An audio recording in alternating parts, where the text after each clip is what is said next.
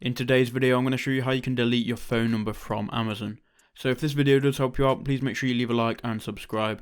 And also, if you want a free 30-day trial to Amazon Prime, click the link in the description and that will take you to a free trial. So let's jump into the video. So what you need to do is you need to be logged into your account that you want to change the phone number on. And then click on your account here. And then once you're in your account, you can go to Login and Security. Here it's going to show you some different information about your account, including your name, your email and your phone number. All you have to do is click edit on the phone number that's currently in the account. And here it gives you the option to delete it. So just click delete.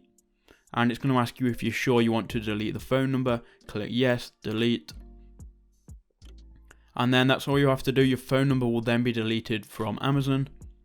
Then click done. And there we go, that's how you can delete your phone number from Amazon.